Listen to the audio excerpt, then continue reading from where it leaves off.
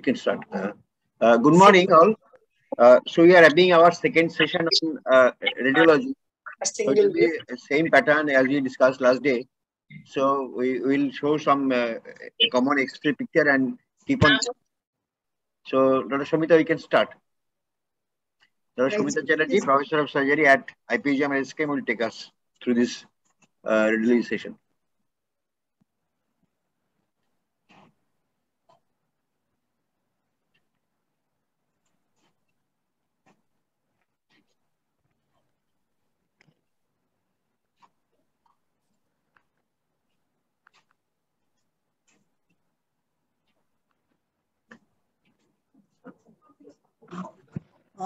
Good morning, everybody. Am I loud and audible? Yeah. Milind? Yes, very clear. Okay, yes, ma'am, you're audible and clear, ma'am. Thank you, thank you. So who's going to be the first volunteer? Ma'am, we have Dr. Ram Sharan Pandey from Bhel Kasturba, Bhopal has joined us. We can start with him if he is there. Yes, sir. I'm there. Dr. Ram Sharan, are you there? Good morning. Yes, ma'am. Welcome back, Dr. Ram. Good morning. Good morning. Ram Sharan, this is your X-ray. Can you just tell me? Can you describe this X-ray? Ma'am, this is an image of ERCP where we can see the dilatation of common bile duct with radiolucent shadows inside it. Okay. And this could be a case Anything of else? multiple CBD You said stones. it's multiple CBD stones. I would want 5 information from you. Number 1, you said that it is an ERCP with the ERCP, the scope in situ. That has to be mentioned because we can appreciate the scope here. Number 2, you said that there is a CBD with multiple stones in it. Number 3, anything else? What else can you see? Dilatation of the dilatation of there is a proximity dilatation of the CBD. So there is dilatation of the CBD, number 3. And number 4, I would like to know what is the status of the intrahepatic biliary radicals. What is the status of the intrahepatic? Pardon? Ma'am, they are dilated. No, dilated, ma'am.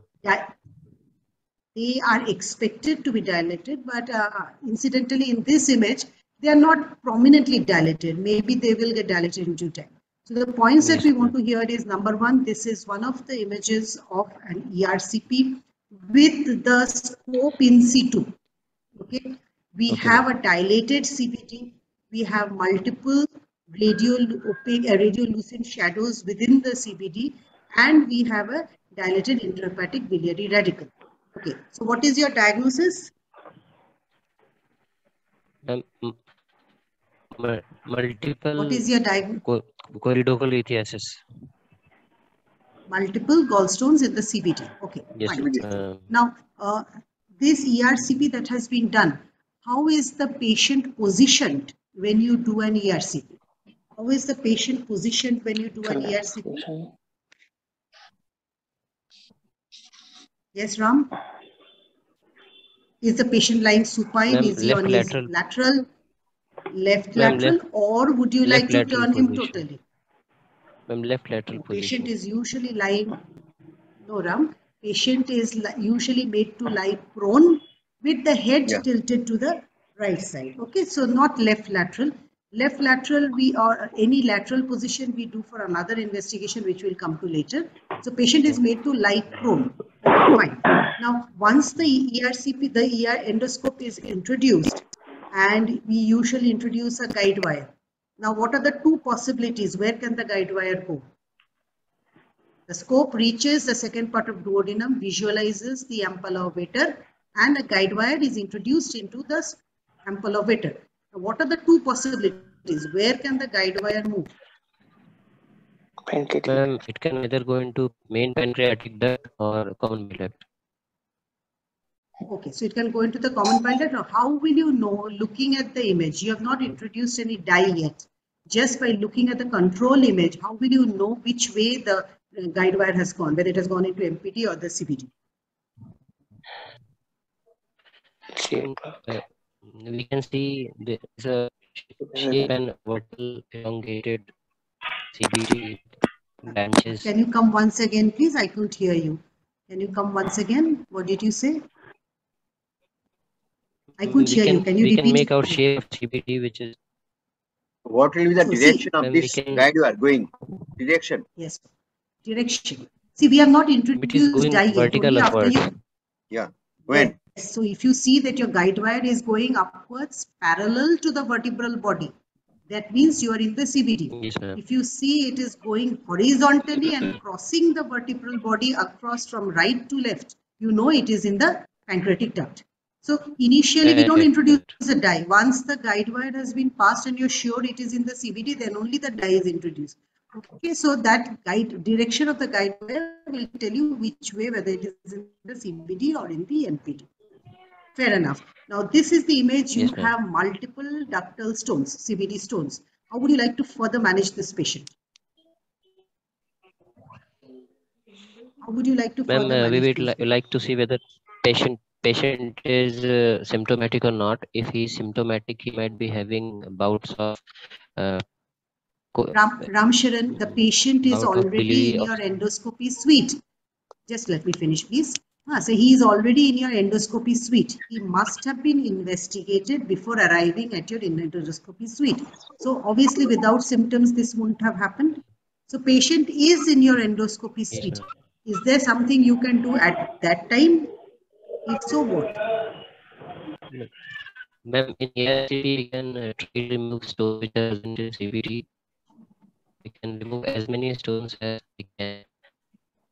Okay, so if you look at this image, you see that the stones are significant. If you look at the image, you see that the stones are of significant size. They are not small stones. So before actually removing the stones, would you like to do any other small procedure? The scope is in situ. You plan to remove. You will do a sphincterotomy, correct. Now, where will you do the sphincterotomy and why? Sphincter is a round thing. So where will you do the sphincterotomy and what is the rationale behind it? You're correct. You'll do an endoscopic sphincterotomy. Where is the position where you're going to make a cut in the sphincter. It is important if you keep the anatomy in mind. Yes, please. Between 3 o'clock and 11 as a clock position. Clock position. Between 3 and 11. Yes. 3 and? Between 3 and 11 is a very large area. Okay. No. So you should, it is around 11 to 12 o'clock position. Reason being the vessels supplying, running along the CBD are along 3 o'clock and 9 o'clock. So if you make a cut at any of these positions, there may be torrential bleeding. So you are going to make it around 11 o'clock to 12 o'clock. That is the safest position. So you do endoscopic sphincterotomy. What is going to be your next step? Your guide wire is already into the CBD. It has been confirmed by the position. Yes, Ram? Can you hear me, Ram? Ma'am, I think there is some interruption with this connection.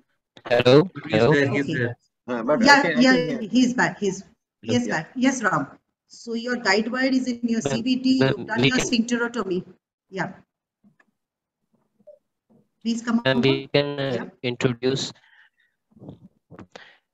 We can go beyond the most distal stone and remove those stones via sphincter.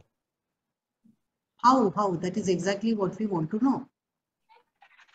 You will introduce a Dormia basket, which is in the closed position over the guide wire.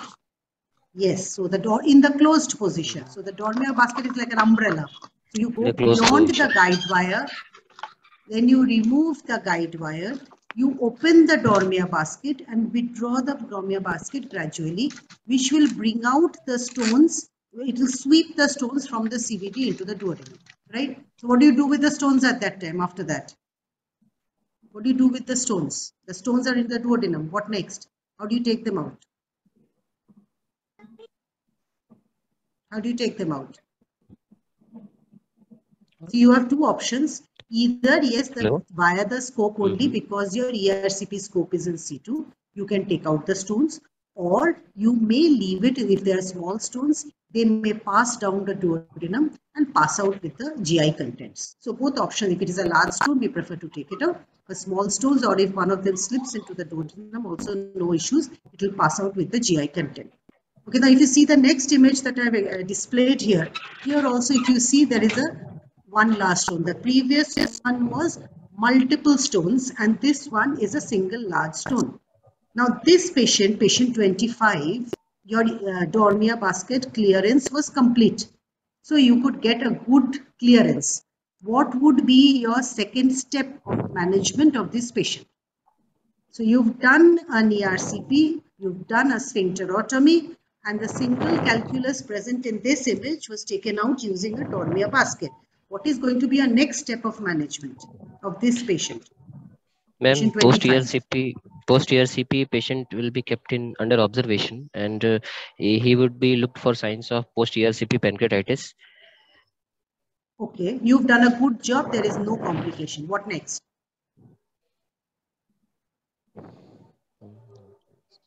Is my treatment complete with just the CBD? Mind you, this is not a primary CBD stone. Okay, so we are not looking at that. Ma'am, we might have put a CBD stent in situ, or further we can plan cholecystectomy, ma'am. Absolutely. So you have to do your cholecystectomy. So this is only part of the job done. So you have to do a cholecystectomy, preferably a laparoscopic cholecystectomy. Fair enough. Now, if you are planning to do a laparoscopic cholecystectomy, what is the ideal time when it should be done? Ma'am, time? Ma'am, it should be done within 36 hours before the patient is discharged. So it is usually, the textbook say 48 to 72 hours. Okay, there are a lot of variations, but in an exam, it is best to stay by what the textbook say. The ideal position is 48 to 72 hours. Why this window period? What is the significance of this window period? Why have we chosen this window period? Why not before and why not 1 month later? I don't know, ma'am. Okay, so before we want to observe for 48 hours so that to see the complications that you're talking about, whether the patient is developing any post-ERCP pancreatitis or any other complications. So that is the reason that we want to wait for the initial 48 hours. As far as later is concerned, if particularly your gallbladder has multiple stones in it, there is always a possibility of yet another stone slipping into the CBD. So that is why we would not like to delay the laparoscopic cholecystectomy beyond 48 to 7. But as I said, that in reality, often it is done later, but the ideal situation should be 48 to 72 hours, that is within the same admission frame. Okay. Now, if I come back to my previous patient, my patient number 20, what was it, 24, 23, whatever it was. Yeah. Oh, this is also 20. Yes, this one. Now, in this patient, you can see there are multiple stones. Your ERCP was attempted, but if you see, there were large stones. And each of them, they said, was over 1.5, some were 1.6, 7. So only 1 or 2 stones could be taken out. The rest could not be cleared. Okay, you get my question? The rest of the stones could not be cleared. So what would be your next plan in this patient? The patient we are seeing now. And we can go laparoscopically and do CBD before that, what endoscopies could have done? If you have a good facility, what endoscopies could have done in this situation? Stone is larger. Stone is large. He could not take it out. He's just a CBD stent in situ. Absolutely. So he can leave a CBD stent. Apart from that, people are doing large stones endoscopically. How? One is can you break down the stones into smaller pieces? Ma'am, we can use a litho. Yes. If the facility is available, you can use the lithotripsy, break down the stones into smaller fragments, because I'd emphasize there were large stones, mind you. So you can break it down and let them take them out from the sphincterotomy. Yes, putting a CBD stent is important, because often when you use a lithotripsy, though the main chunks might come out, there may be small granules and dust-like things which will remain in the CBD, which might cause symptoms later on. Okay, now given that your endoscopist does not have the expertise or the facility to do this, so he's put a stent and send the patient back to you. What will you do? You're the general surgeon.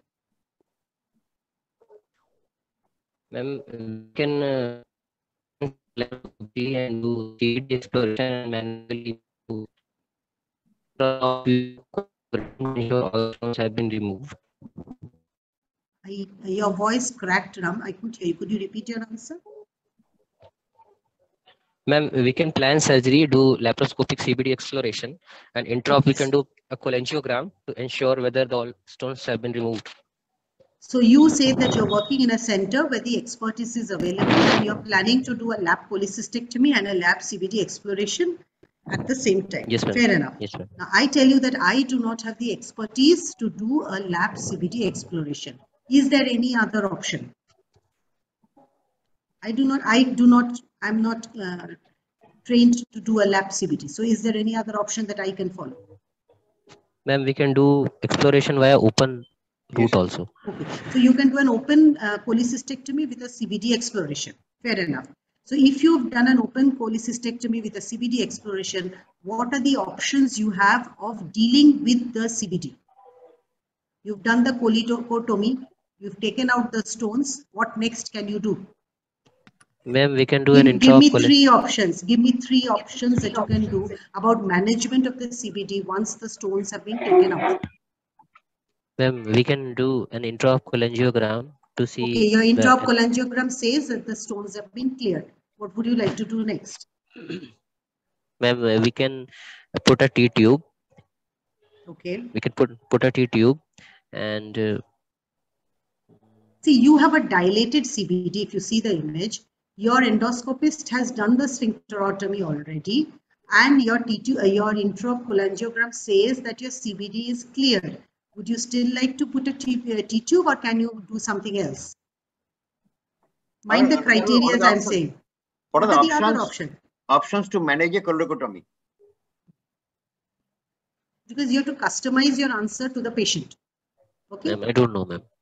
Yeah. So you can go ahead with the primary repair because you have a dilated system. Number one, you're sure that there is distal clearance, and your sphincterotomy is done so that even if there is a small granule or something there, which can slip out of that. So this one option is a primary repair. Second option, as you correctly said, is putting a T-tube and monitoring the T-tube, which we'll come to later.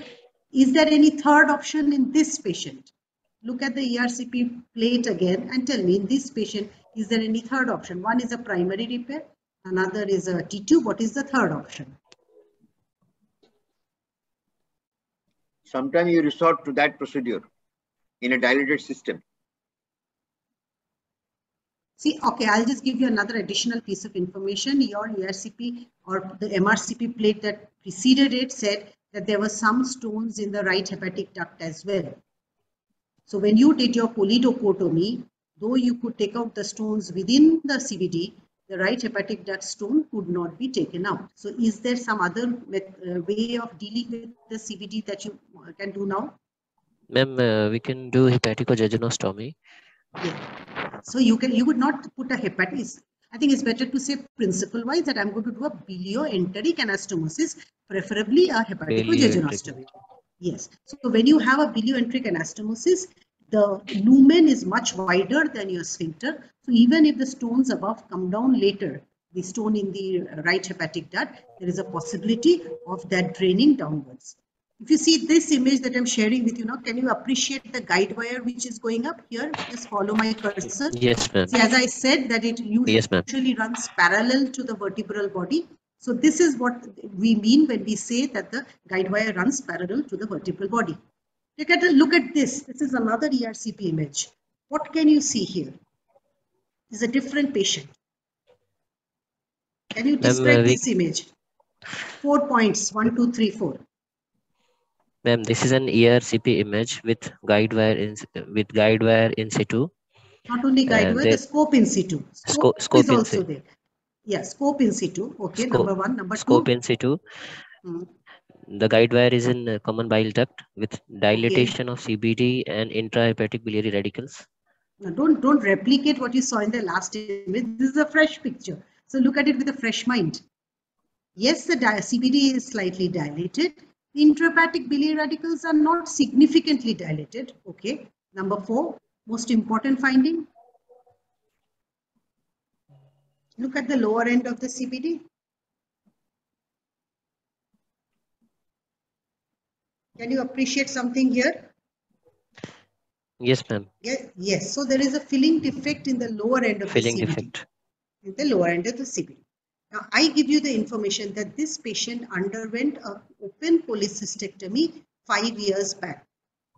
Okay, so patient underwent an open cholecystectomy 5 years back, and this is the patient had pain abdomen and fever and all that.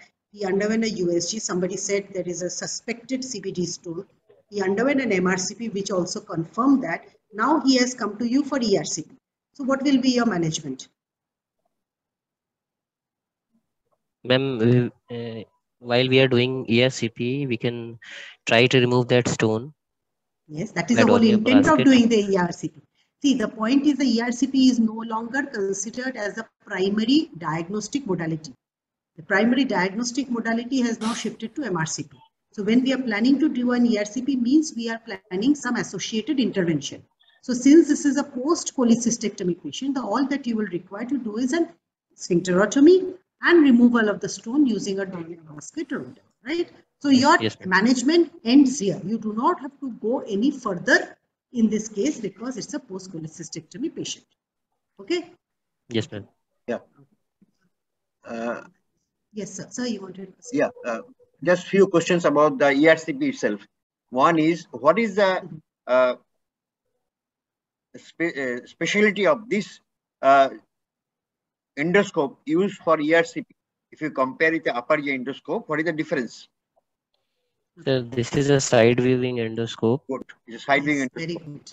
One. Second is, what contrast is used for this procedure?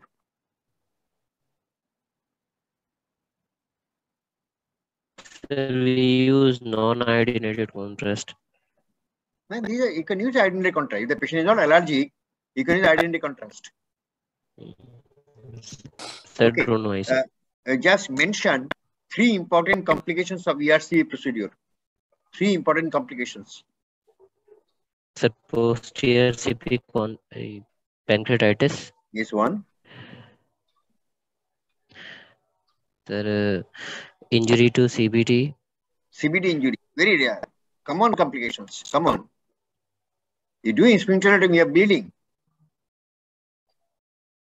If you're making a cut near the 3 o'clock or the 9 o'clock position, you may have torrential bleeding from the sphincterotomy. And another common complication is, when you do sphincterotomy, if you are overshooting, what can happen? You can cause a perforation. It's a duodenal perforation. So actually, there are a lot of complications, drug-related, contractual complications. But I asked 3 complications, so you should mention the specific 3 complications: bleeding, and the commonest ones, pancreatitis, and duodenal perforation. Okay. I think. Yes, sir.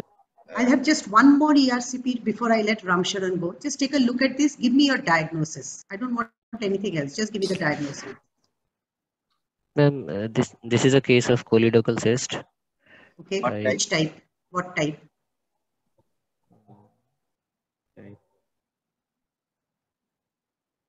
Type C, perhaps, ma'am. Type C? No. You don't have C. You have 1, 2, 3. So what is it? This is a type 2 choledochal cyst, which is like a form of a diverticulum arising from the CBD. Choledococele. Yes. No, choledococele is different. Choledococele is the dilatation of the type 2 is good enough. This is a saccular diverticulum. Okay, sir. Type 2. So you must know your classification of choledochal cyst. Okay, so I'm not going to details of it. Can I have somebody else now, please? Some other person, can you volunteer? Do we have Dr. Sharik?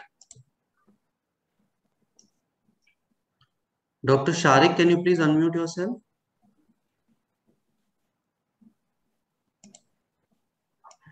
If Dr. Sharik is not there, anybody else, Milim?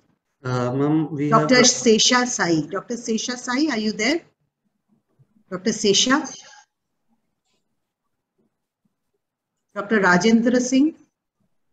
The name was there. Dr. Neha. Dr. Neha is there. Dr. Neha, can you please unmute yourself? Good morning, ma'am. Good morning, sir. Good morning, Neha. Neha, this is your X-ray. X-ray number 31. Right, Neha. Can you describe, tell me again 5 points see in this X-ray? Specific 5 points. Number 1.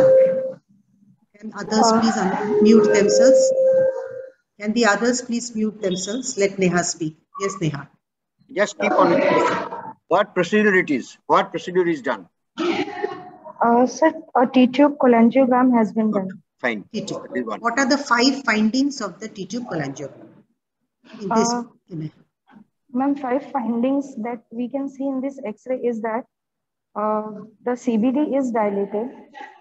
The intrahepatic biliary radicals are also dilated. There is a smooth filling defect in the distal part of the CBD. Okay. Although there is a smooth filling defect, the dye is able to partially pass through that. Okay, so there is some dye in the duodenum, right? And yes, ma'am. Most important thing, the T-tube is in C2. T-tube is in C2, yes, ma'am. Yes, unless you say that you do not know this is the T-tube cholangiogram. So T-tube is in C2, CBD is dilated, intrahepatic biliary radicals are slightly dilated. As you said, there is a filling defect in the lower end of the CBD and some part of the dye has gone into the duodenum. Now, what are the 2 differentials for this filling defect in the lower end of the CBD? What are the 2 differentials? Ma'am, 2 differentials can be either a retained stone. Okay. And number 2? There can be a growth in the lower end of the CBD. Growth. See, this patient was evaluated, investigated, and then only he underwent surgery for a CBD stone, right? So, unlikely that we missed a growth totally and went in. So, he was a properly evaluated. Black filling defect growth will not give you. Air, ma'am, air can be there. So, it can be an air bubble, right? So, it can either be an air bubble or it can be a retained stone, as you said. How are you going to differentiate one from the other in this image? By looking at this image, can you give me an idea? What can it be? Ma'am, the air bubble would be perfectly round and jet black in appearance. Yes. Here, and the stone will be, as opposed to it, will be slightly irregular, and it will not be perfectly jet black and radiodense as compared to air. Okay, radiolucent.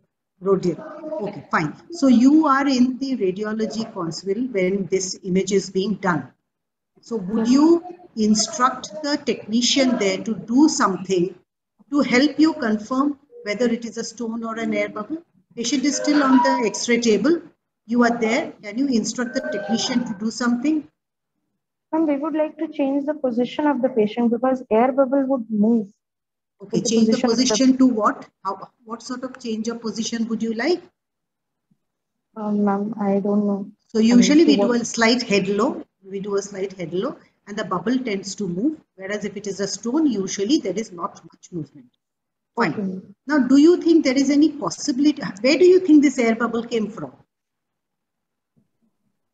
Ma'am, how do you think this air bubble could have come from, ma'am, the duodenum, I mean, from the ampulla or from the T-tube itself while the dye was being injected? Yes. Exactly. So what precaution do you have to take to avoid this iatrogenic presence of air bubble in the T-tube image?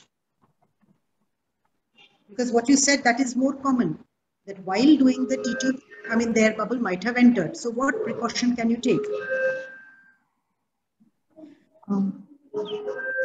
See, when you have, before you do the T-tube, the patient should be made to lie laterally so that the bile flows smoothly into the T-tube and the whole tube is filled with bile.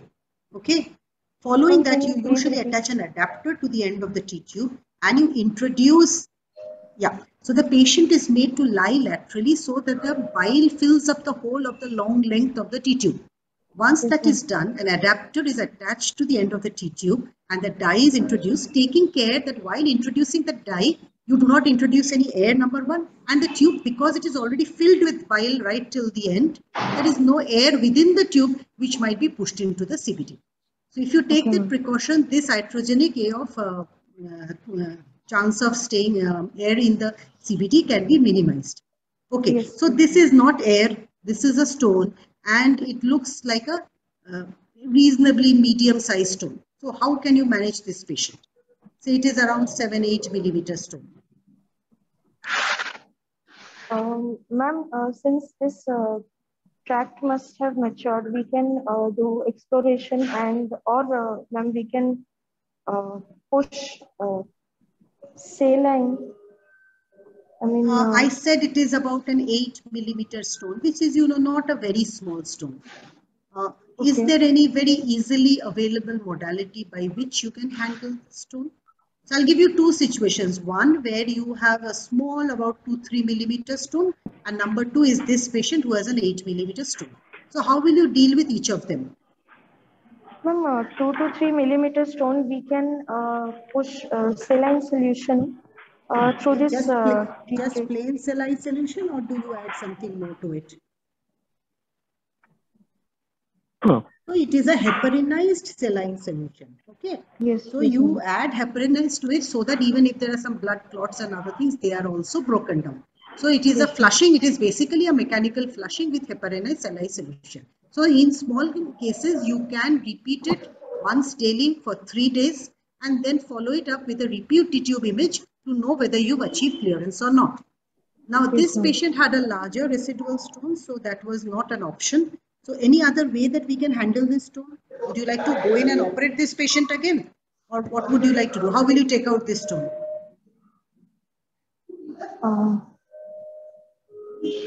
Ma'am, we can... Just think of... Sorry, go ahead. Just think of the X-ray we dealt with 10 minutes back. Yes, ma'am. We can do ERCP. Absolutely. So yes, you can... Yes. So if you go in and do an ERCP and you can take out the stone, what else do you do in the same sitting? You've done a sphincterotomy, you've taken out the stone. Anything else you want to do?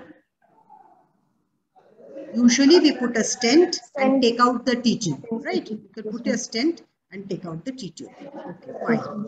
Okay. Any role of, what do you understand by Burhin technique? No, ma'am, I don't know. You don't know. Okay, so this is basically not practiced so much now. Here the patient is allowed to go home with the T-tube in situ, wait for a significant amount of time, around 1 to 1.5 months. The idea is to get a mature tract over the T-tube.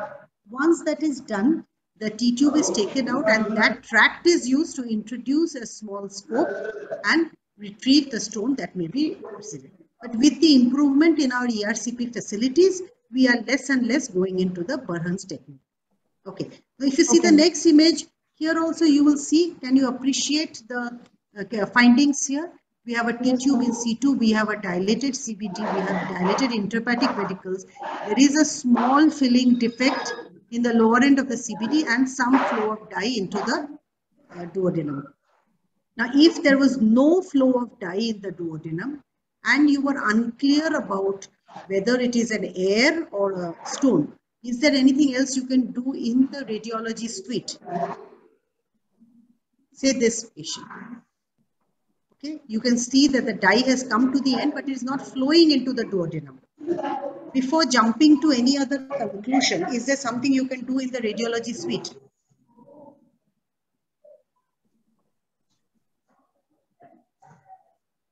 Ma'am, that change of position won't tell regarding the air bubble. Change of position, we do not know whether it's an air bubble or not. Okay. We are unable to see any flow of dye from the CBD into the duodenum. So what could be the causes of that? Inability of the dye to flow from CBD into the duodenum. What could be the causes? Number one, you said could be a retained stone, right? Number two could be an air bubble, as you have said. Could there be a physiological cause for not flowing of dye from the CBD to the duodenum?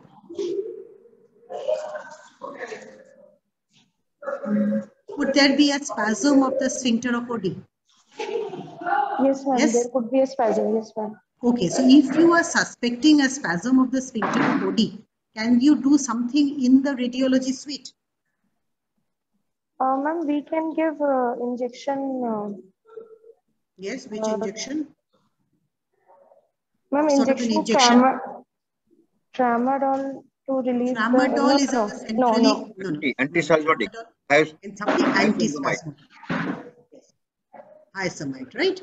Tramadol is a centrally acting analgesic, so that will not help. We want an antispasmodic which is going to relieve the spasm of the sphincter of Odum. So you can give a hyoscamide like Buscopan, what we call as a brand name. So we can give a hyoscamide, and then after 5 to 10 minutes, we repeat the image to see whether there has been a flow of dye from the CBD. Okay. How long will you keep the CBD T-tube in situ? How long will you keep the T-tube in situ? If we are confirmed after T-tube cholangiogram, then we can remove it, or we can keep it for another. When? I asked, when will you, how long will you keep? You've done your T-tube cholangiogram and you see that, okay, it is clear. None of the complications that we were talking about till now. How long will you keep the T-tube? And once we are confirmed that the CBD is clear, we can take it out now. You can take it out. Suppose, for example, you have done the T-tube cholangiogram on day 5 or 6. Will you take out the T-tube then and there? No, ma'am. We will remove it on day 7. And until 7 days. Day 7. What is the rationale for this day 7? Ma'am, this rationale is for one maturation of the tract. So, do you think you've answered your own query? Do you think 7 days is good enough for maturation of the tract? 7 days, is it long enough for maturation of the tract? So we usually keep it for around 2 weeks for the maturation of the tract. So why do we want the tract to mature? What is the necessity? Why not take it out earlier as you had initially said, 5 days? Why do you want the tract to mature?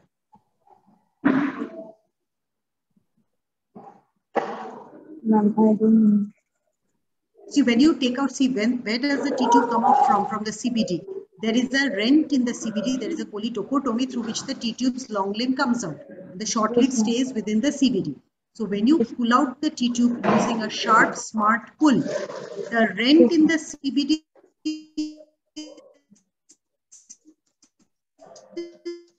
is there, the small rent.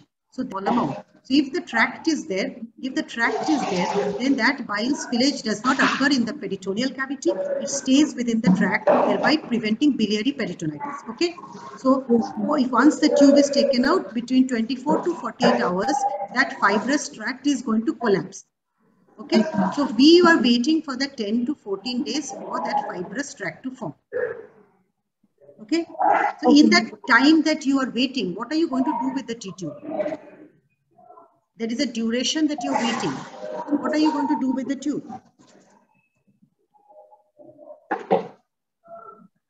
No. You mean how do you take care of this T-tube in the post-op? Yes.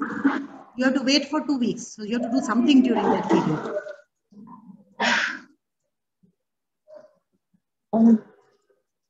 So is it connected to a closed system of drainage? Yes, connected to a closed system of drainage. Yes, and keep on monitoring the output. Yes, this can be done in 8 to 10 days of the T-tube placement. The ideal day is between 8 to 10 days. You can do a cholangiogram, and if it is normal, next morning you can take it out. See, when you're monitoring the T-tube drainage output, the points to be remembered is, number 1, look at the color of the bile. Okay, if it is a clear bile, you know it is healthy. If it is getting murky, you know that patient may develop features of cholangitis. So you have to be alert for that. Number 2, if you are initially having, say, for example, 600 ml per day, and then it is gradually going down, decreasing, you know that the most of the bile is flowing down into the duodenum. If you see a sudden rise in the amount midway through this, before doing the T-tube cholangiogram, you might have to be suspicious. There is some distal obstruction, and that is why your volume is not going down gradually. As far as the T-tube per se is concerned, there are 2 schools of thought. Initially, we were taught that you do intermittent clamping of the T-tube, but now they have said that no, intermittent clamping is not required. You can just keep the T-tube in situ till you do the cholangiogram. Look at your cholangiogram plate and deal accordingly. So weigh what your examiner wants to hear and give an answer accordingly. Okay, because some might want to hear an intermittent clamping, others might want to hear that you keep it continuous. Okay? Okay. Fine. Thank you, Neha. Sir, you have anything else to T-tube to ask? Just a minute. Neha, Sir has anything? You find around the T-tube, you find some radiopaque shadow. What is that? The next previous one, sir. Yeah. What is this? One These here two. and one yes, here. And yes. Some radiopaque shadows around the site of T-tube. What this can be? Can you just follow my cursor? Yes, ma'am. I saw it, ma'am. Someone has answered. Yes. So obviously this laparoscopic cholecystectomy may have been done. So these are the Liga clips that we use during a gallbladder. In fact, this patient underwent laparoscopic cholecystectomy and CBD exploration and one stone was missed. So these are the evidence that patient has laparoscopic procedure. It's clips. Right. Okay, sir. Okay. Thank you. Thank you, sir. Who's our next volunteer? Maybe Jyoti or Shumon. Yes, sir. Is this Shumon?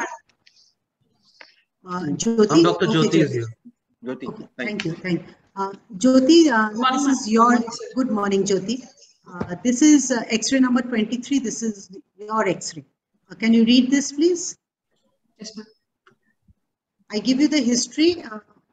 That this patient is a 23-year-old man who had a road traffic accident, who was brought to the emergency, and you are the emergency resident on call, and this is your patient. First see the X-ray and then tell me what are the clinical features that you expect in this patient. So first read the X-ray. What are they? Tell me the findings in this X-ray. Madam, right side tracheal deviation is there. Right-sided tracheal deviation, okay. So this is the trachea. You feel that there is some deviation to the right side. Tell me, Jyoti, if the trachea is normally midline, but the right branch goes this way. So could it be the right bronchi which you are seeing? Yes, ma'am. Yes, it could be the right bronchi as well. Yes, so beyond the tracheal point. Yes, beyond it is beyond the sternal point. So it is unlikely to be tracheal deviation. It could be the right branch, right bronchi. Okay, fair enough. What else? First, see the free outline. First, comment about the bones. Okay.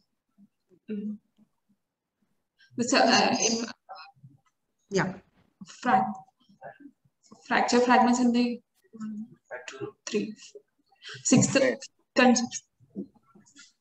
Yes. 1, 2, 3, right? So there are fractures in the ribs. Yes. Okay. Anything else?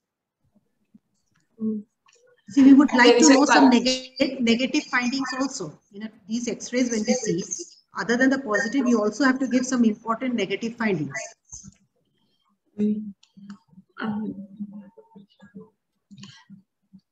What can you expect? Pleural spaces, there is no blood. There is clear punishment. There is no obliteration of blunting of pleural. Okay. You see, I could find some blunting of the capsophrenic angle. Yes. This part, if you see. But just blunting. When I said I want to hear some negative histories and negative findings, is that what are the things which may be associated with a fracture, whether that is present or not present, that I wanted to hear. Pneumothorax, hemothorax, and other components. So you would say that there is no evidence of any pneumo or hemothorax. That is all we want to know, right? So when you see a trauma X-ray, there's a good, again in trauma, since everything we say is the ABCD principle, here also A is the airway, where you look for the trachea and the bronchi.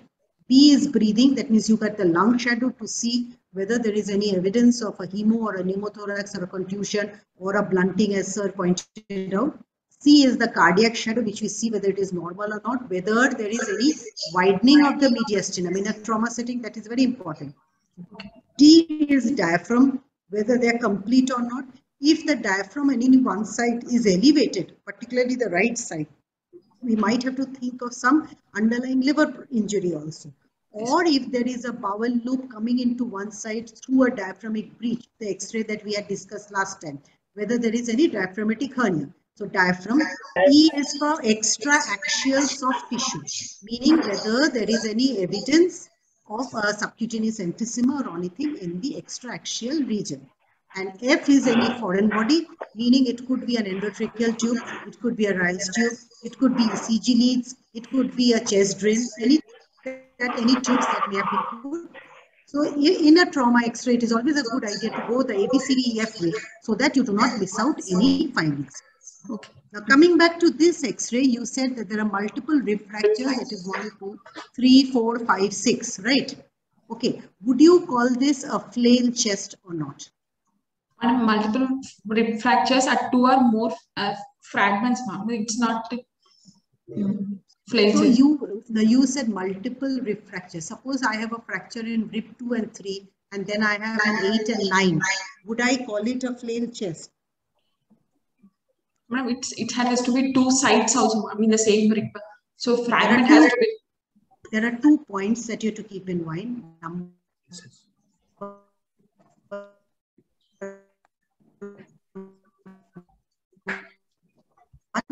there has to be 2 or more and a fracture at 2 sides at rib 7. That is not a flail chest. So 2 or more consecutive ribs fractured at 2 sides.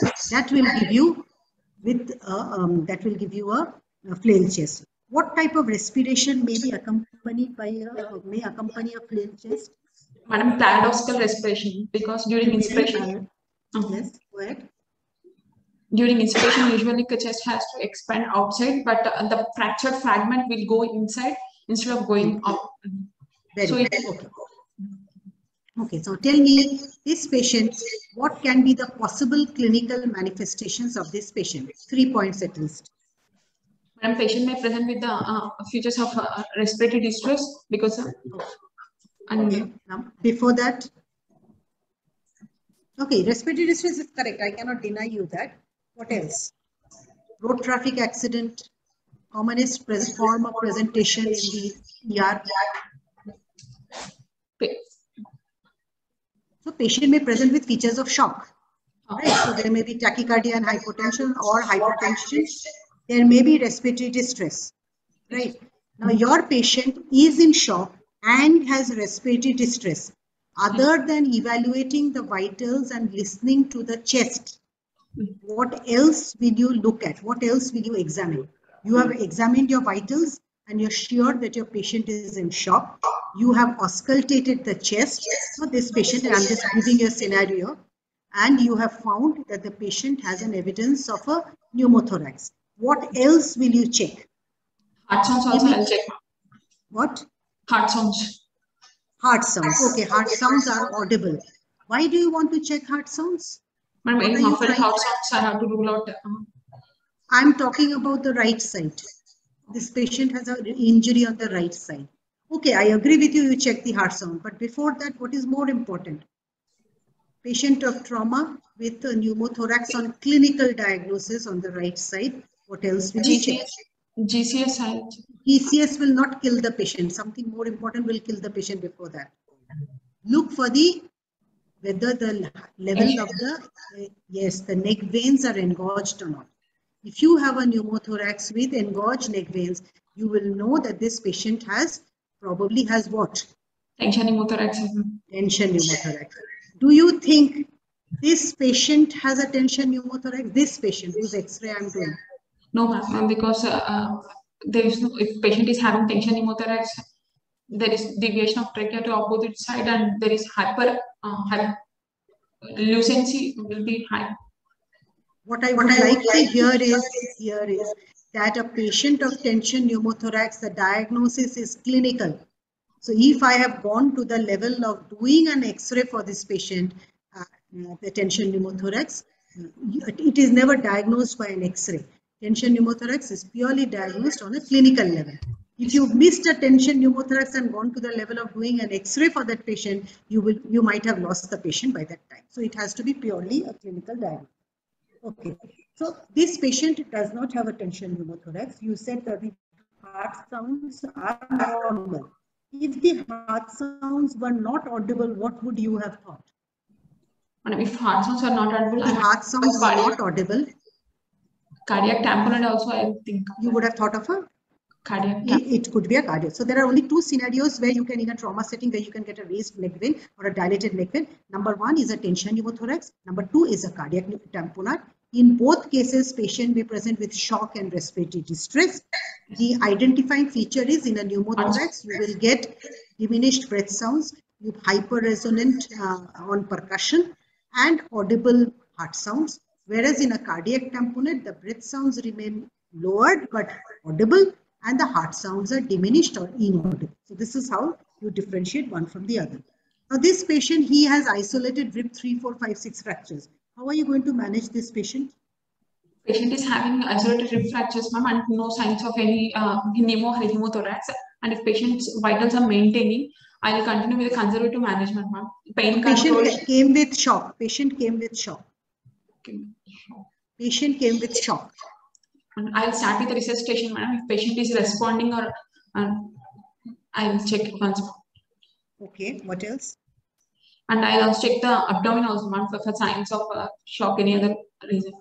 Exactly. So don't get biased with the X-ray. When a patient is in shock, you have to do a holistic examination of the patient. Just because he has rib fractures does not mean that the shock is attributable to the chest cause. Okay. So you have to do a holistic examination. Patient has arrived in shock. Number one, I'm going to check the airway and manage accordingly. Number two, I'm going to check the breathing. Probably these all came up during the breathing, and it's adjuncts, which is a chest X-ray. You are saying that there is no hemo or pneumo. So unlikely just rib fracture will give him shock. So number three, yes, you're going to check the abdomen clinically and supplement it with what? And focus assessment. So yes, so you're going to do an EFAST, and your EFAST itself will tell you, in addition to whether there is, what are the things that you're going to look for EFAST when you're doing an EFAST? 4 quadrants of the abdomen and the extended to the pneumo areas. So EFAST means that it is a extended fast, meaning you look at the 4 quadrants of the abdomen, and also you look at the 2 thoracic fields. What do you look for when you do an EFAST? Any fluid collection. Only we can check for only fluid collection, ma'am. We can't fluid collection. Correct. So we are basically looking for fluid.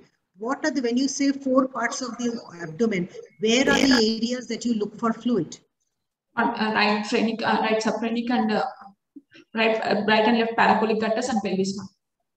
So you look at the right upper quadrant, left upper quadrant, meaning in the area of the liver and the spleen. You look at the epigastrium.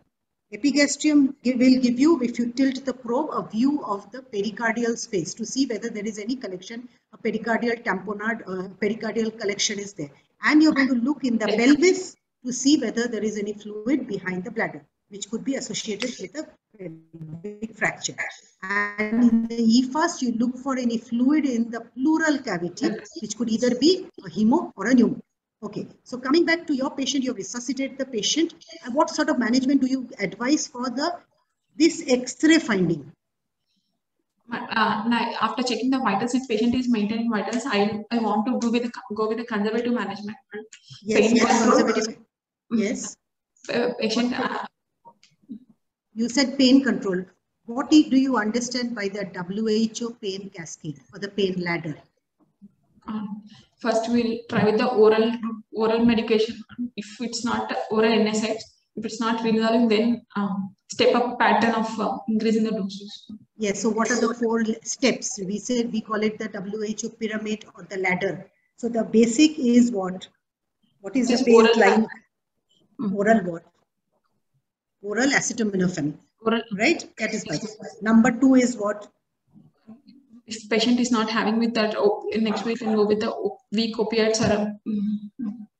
So you go with NSAIDs next. After that, you come with the weak opioids, and maximally you go with fentanyl. Intercostal. Right.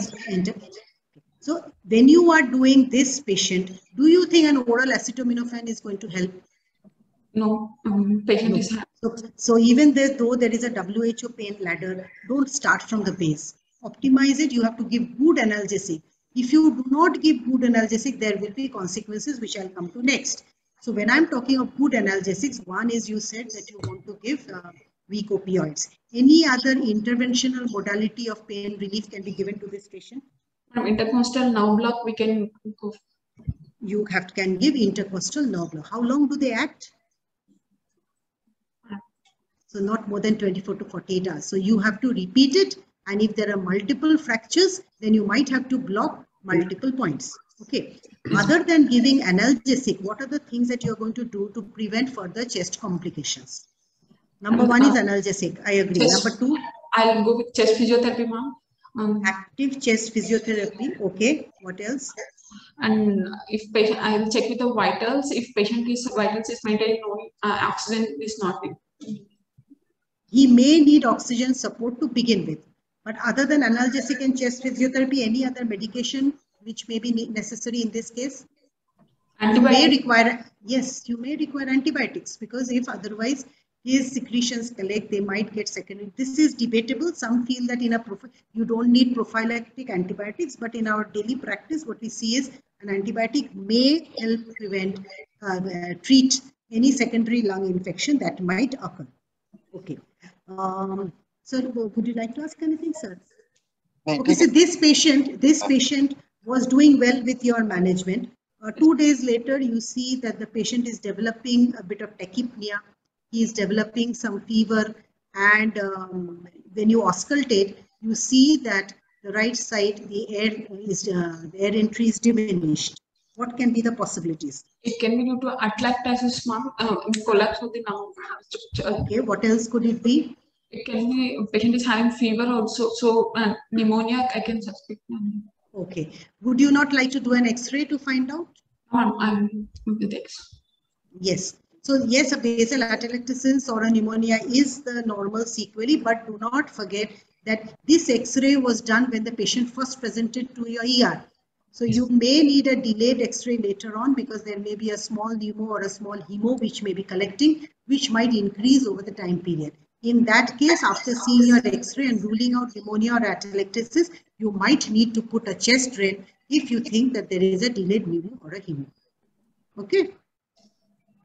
What is the ideal site for putting a chest drain? The triangle of safety in the. What is that area? Boundaries. Yes. Fifth intercostal space. What are the boundaries? Fifth intercostal space. Yes, and anteriorly bounded by the pectoralis minor and posteriorly by the mid-axillary line,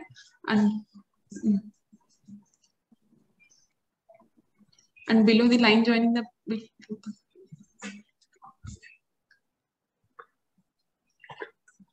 Yes, so it will be the border of the rib, which will be the fifth intercostal space. Sir, shall we move to the next X-ray? Sir, shall we? Last one, yes. Last X-ray. Okay.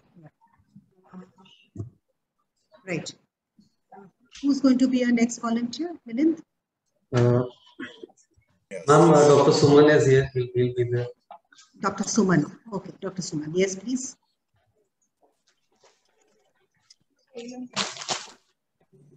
Dr. Suman? Good morning, madam. Good morning, Suman. This is your X-ray. What can you see? It's a 12-year-old boy who came to the ER after being hit by a motor vehicle. This is the X-ray.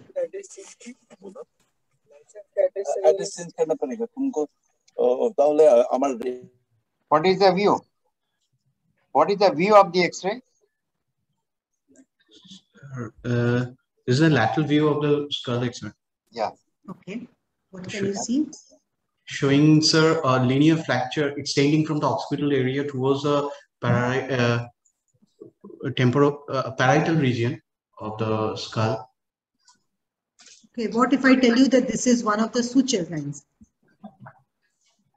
He's a 10-year-old boy. That I tell you, okay, I'll make him younger. That it is one of the suture lines. Can it be one of the suture lines between the bones? How would you identify a fracture from a suture line? Yes. See, a suture line is always going to be a little ragged, okay? Whereas a fracture is usually a very straight linear line. Okay. This is not a very commonly done investigation anymore. We hardly ever do X-ray skull now because we moved on to other investigations. But what may be the clinical presentation of this patient? What may be the clinical presentation of this patient?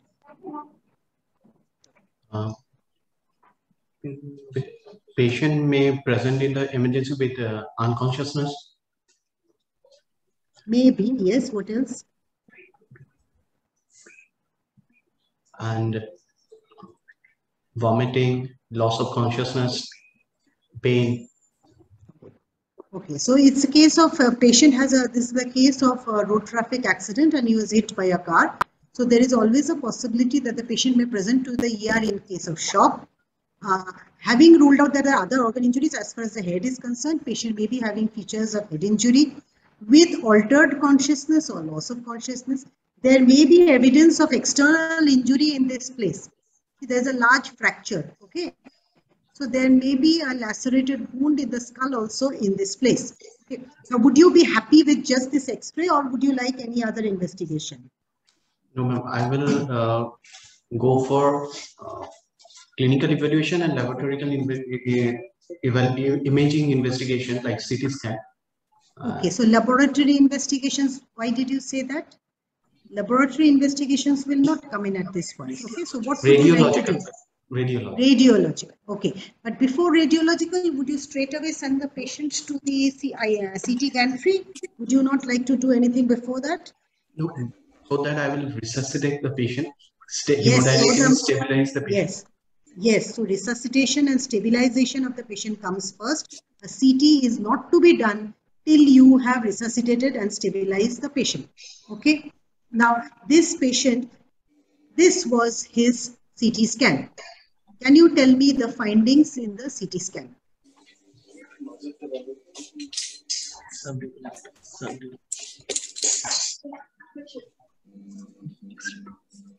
What are the findings? 1, 2, 3, 4.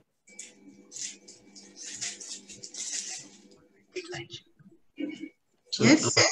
It's showing hyperdense shadow. Okay. Left hemisphere. Shifting the left hemisphere of the brain with the midline shift. It's a frontotemporal region, right? A temporoparietal region. Okay. Involving the temporoparietal region. The hyperdense shadow has a convex appearance, looking like lens shape, probably maybe epidural hematoma. What about these ventricles? What else? There is more. What about the right ventricle? Right lateral ventricle? Ventricles has been, there is a shift of the ventricle and compression of the ventricle. The left lateral ventricle has been. See, if you're given a CT scan, go very systematically. Start from either outside in or inside out. So what you can say is that the soft tissue appears to be breached here. There may be a subgaleal hematoma. See, you can hear this increase of tissue density.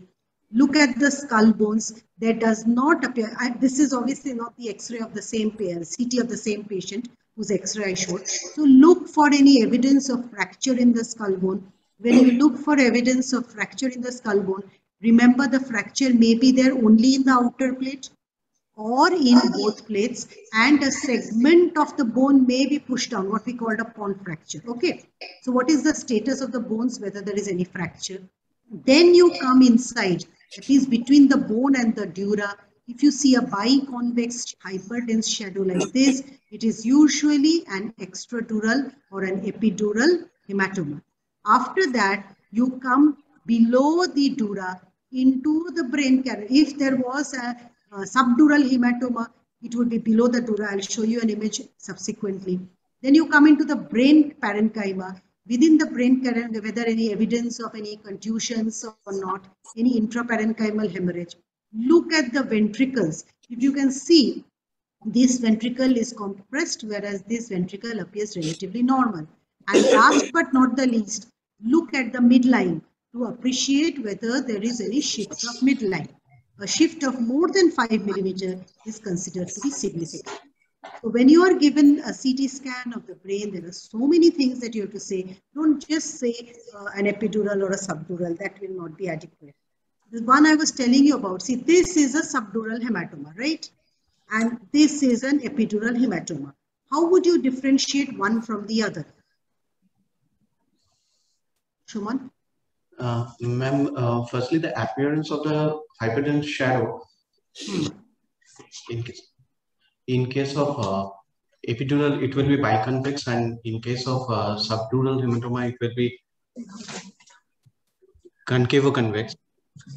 Concavo-convex. Okay. What is the reason for this? Why do we have this? Why do we have this difference in shade? See, if you think, sorry, go ahead. See, if you think rationally, how is the dura attached to the skull bone? The dura is attached to the skull bone like a curtain. So there are corners which are attached and the curtain in between is hanging. So if there is a hematoma in the extradural space, that is between the skull bone and the dura, it takes the shape of a curtain, meaning the edges where it is attached to the skull bone, there is minimum collection, and in between the blood collects to form a biconvex appearance.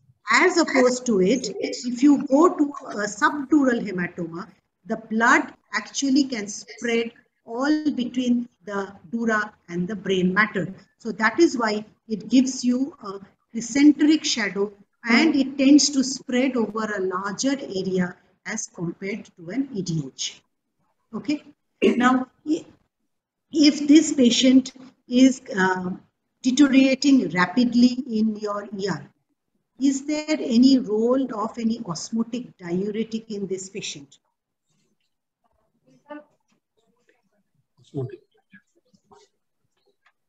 There are two patients, right? So would you like to give any, this is patient 36 and this is patient 37. Now in each of them, if they are rapidly deteriorating, is there any role of diuretic, osmotic diuretic? What is the osmotic diuretic that we commonly used in head injury patients? Mannitol. Okay, agreed. So is there any role of mannitol? In which case would you give and in which case would you not give? Where there is development of cerebral edema causing increase in the intracranial pressure, to decrease it a bit, the osmotic diuresis may come in help. Yeah, so principle wise you're correct. So this is one patient with a large SDH, and we had our previous patient that bilenticular swelling, this patient that has an EDH. In which case will you give an osmotic diuretic? In which case will you not give an osmotic diuretic?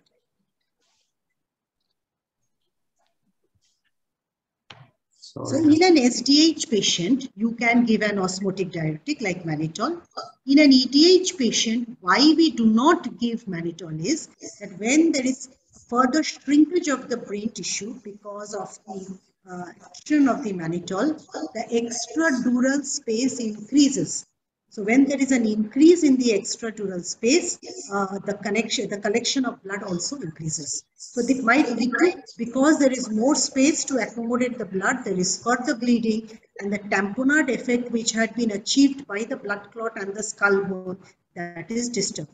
So you normally do not give any osmotic diuretic in an EDH patient. There are only rare circumstances when you can give it. If you see that the patient is deteriorating very fast and you have the proper neurosurgical facilities where you can shift the patient to OT in a short notice, yes, you can give a dose of EDH and shift the patient out. Otherwise, routinely in cases of EDH, an osmotic diuretic is not indicated. You can give it for patients like this in the SD. How would you like to manage this patient?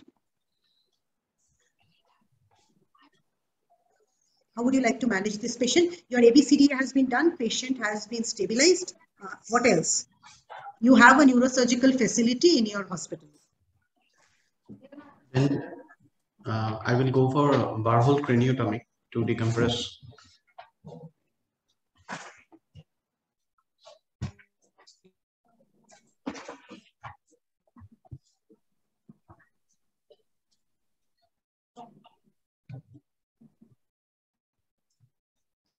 So yes, Barhol craniotomy was raise a flap of skull bone and then drain the hematoma, reposition the skull bone and the skin flap again. So burr hole was where, we made 2-3 holes and then went in with a sucker and sucked out the cloth. That was done initially, but now we have moved on from that to a craniotomy, drainage of hematoma, and repositioning the skull.